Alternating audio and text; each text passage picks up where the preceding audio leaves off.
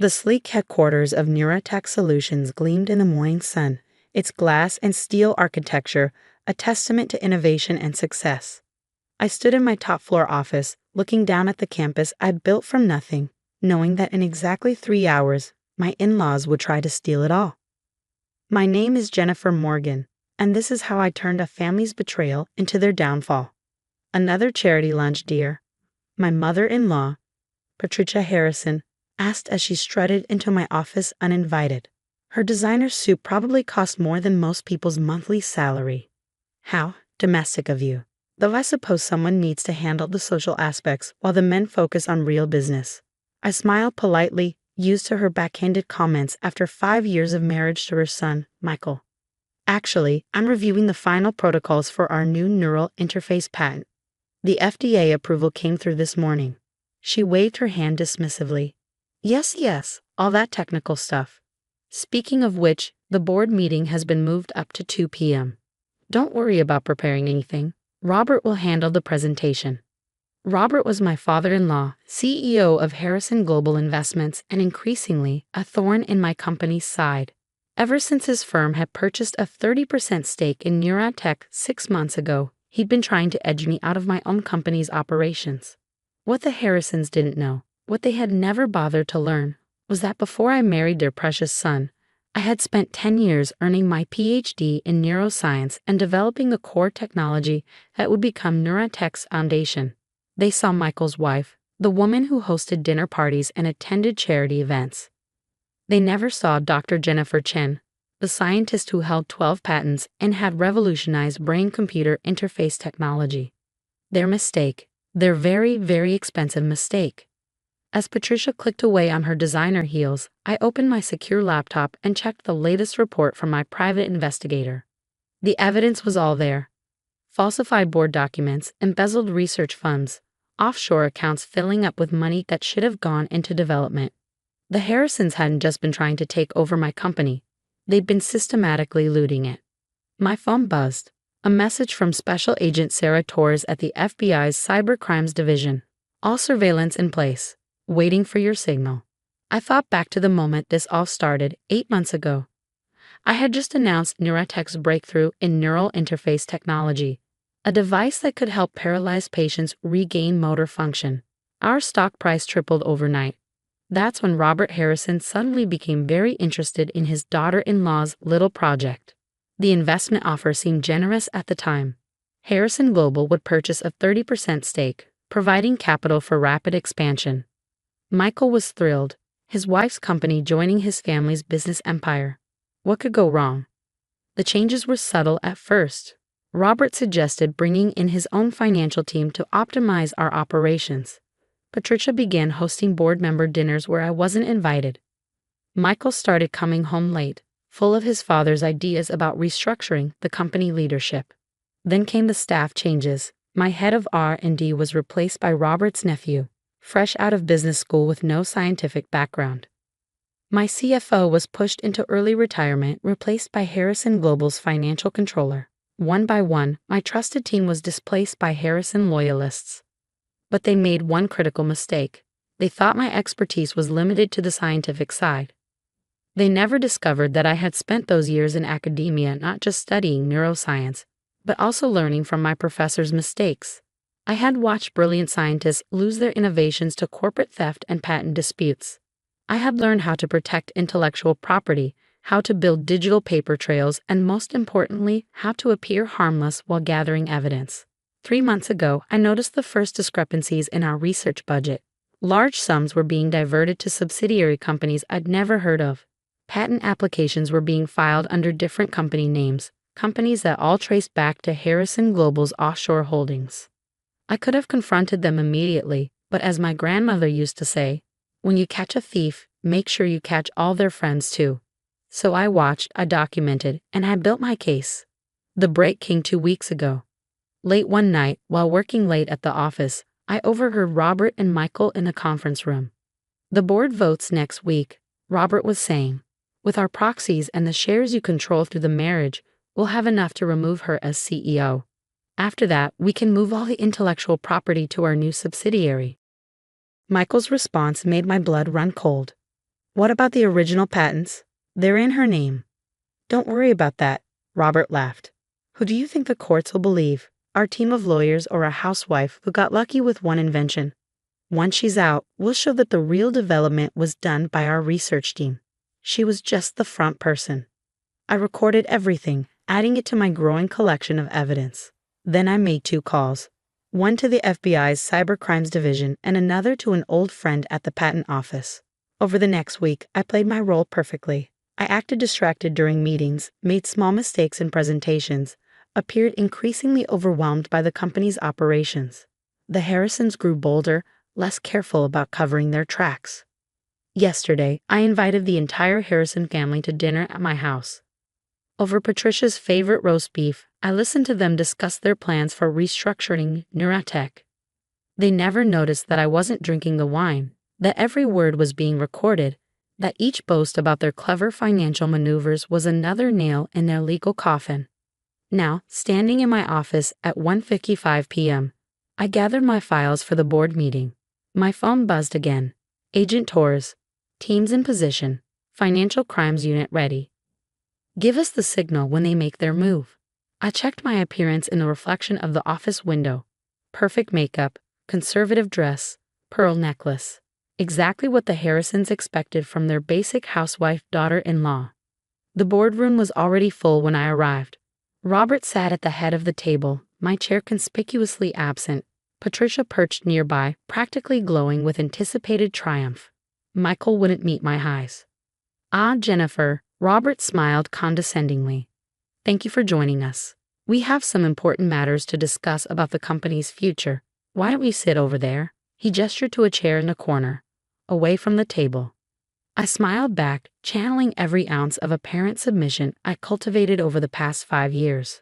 Of course, Father. Whatever you think is best. The trap was set. Now it was time to watch them walk right into it. Robert Harrison stood at the head of the boardroom, radiating smug confidence as he began his presentation. The digital display behind him showed Neuratech's organizational chart, with my name conspicuously absent from the leadership structure. Ladies and gentlemen of the board, he began, we're here today to discuss the future of Neuratech Solutions. Recent performance reviews have indicated a need for more experienced leadership. I sat quietly in my corner chair, laptop open, watching the time tick down. The FBI teams would be in position now, waiting for my signal. But first, I wanted to give the Harrisons enough rope to hang themselves properly. As you can see from these financial projections, Robert continued, pulling up a carefully doctored chart. Our current management structure has led to significant inefficiencies. The research division, in particular, has been unfocused. Patricia nodded sympathetically from her seat. We can't let sentimentality cloud business judgment. Just because someone had one good idea doesn't mean they're qualified to run a company of this size. I caught Michael shifting uncomfortably in his seat. He knew what was coming, the vote to remove me as CEO, followed by the restructuring that would strip me of all control over my own innovations, the patents they thought they could steal, the technology they believed they could claim. Robert clicked to the next slide. I propose an immediate leadership change. Harrison Global Investments has prepared a complete transition plan. Excuse me, I interrupted softly, raising my hand like a schoolgirl. Before we continue, could you clarify something about these financial projections? Robert frowned at the interruption but nodded condescendingly. Of course, dear, though these matters can be quite technical. Yes, they certainly can be, I agreed, standing up and connecting my laptop to the room's display system. For instance, these research budget allocations you're showing, they don't quite match our official records. The screen split, showing Robert's doctored numbers alongside the real financial data. See, according to our SEC filings, we invested $47 million in neural interface development last quarter. But your report only shows $28 million. I wonder where the other $19 million went. The color drained from Robert's face as I pulled up another document. Oh, here it is, transferred to a subsidiary called Neurovance Holdings, registered in the Cayman Islands. Interesting name choice, by the way. Very similar to the patent applications filed last month. The ones trying to claim my technology under a different company name. Now see here, Robert blustered, but I was already pulling up more documents. The board might also be interested in these emails. I continued, my voice still pleasant. Detailed discussions about transferring intellectual property rights, backdating research documents, creating false development timelines. Very thorough planning. Except you really shouldn't use company servers for criminal conspiracy. Patricia stood up, her perfectly maintained composure cracking. This is ridiculous. You can't possibly understand. The complex financial mechanisms you used to embezzle over $142 million from Neurotech's research budget? I finished for her. Actually, I understand them quite well. So do the FBI's Financial Crimes Unit and the SEC investigators. Would you like to explain it to them yourselves? Right on cue, the boardroom doors opened. Agent Torres walked in, followed by a team of FBI agents and SEC investigators. Robert Harrison, Patricia Harrison, she announced, you're under arrest for securities fraud, intellectual property theft, and criminal conspiracy. The next few minutes were chaos. Robert tried to delete files on his laptop but found his access already blocked. Patricia attempted to call their lawyers but discovered their phones had been confiscated as evidence. And Michael, my husband Michael, just sat there, watching his family's empire crumble. One more thing, I said as the agents began their work. Those patent applications you filed?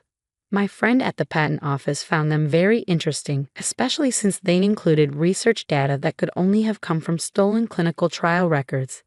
That adds medical fraud to the charges. As Robert was being led away in handcuffs, he turned to Michael. Do something. She's your wife. Control her. But Michael just shook his head, finally finding his voice. She's not just my wife, Dad. She's Dr. Jennifer Chen Morgan. And you never bothered to learn what that meant. The media frenzy was immediate and intense. Tech CEO exposes family fraud ring. Harrison Global Investments collapsed in FBI raid. Neurotech founder reveals corporate conspiracy. The headlines kept coming as the full scope of the Harrison scheme came to light. The investigation revealed that Robert and Patricia hadn't just targeted my company. They had a history of investing in promising tech startups, muscling out the founders, and stripping the companies of assets and intellectual property.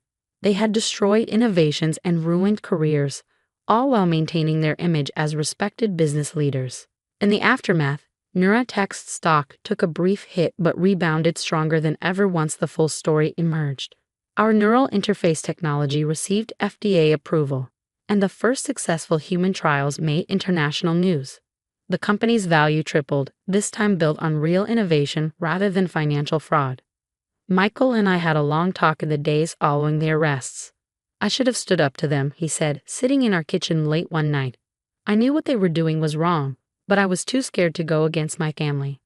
Fear is a powerful tool, I replied. They used it on you just like they used condescension and dismissal on me. The difference is, I never really believed their opinion of me mattered. We decided to separate amicably. Michael needed to find his own path, away from his family's toxic influence and away from the wife who had exposed their crimes.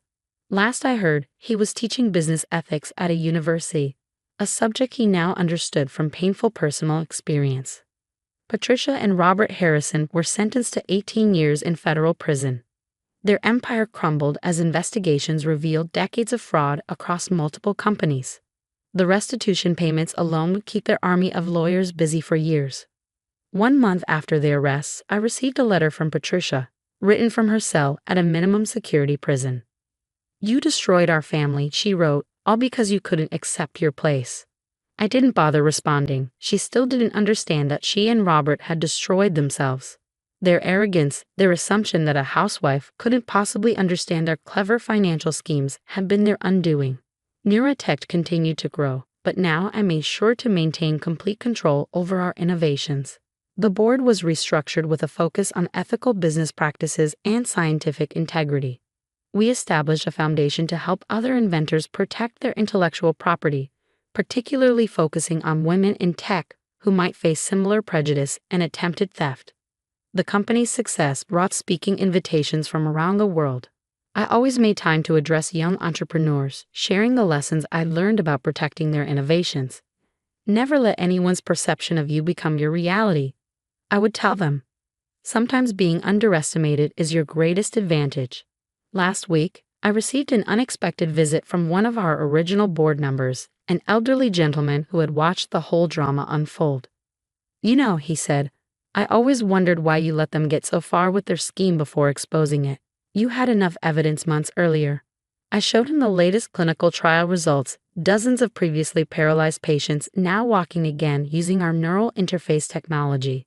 If I had stopped them sooner, they would have found another way to try again. I needed to make sure they'd never be able to hurt another innovator or steal another invention. The old man smiled.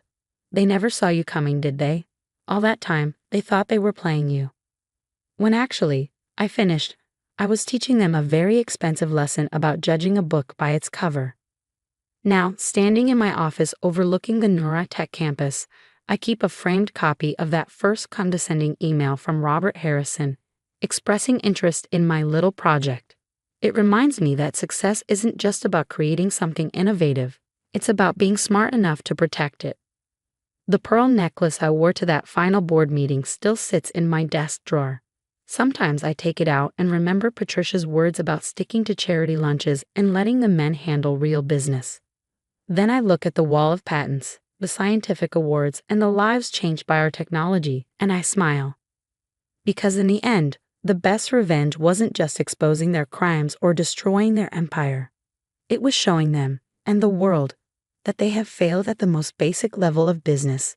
Never underestimate your opponent, especially when she's smiling politely and serving your favorite roast beef.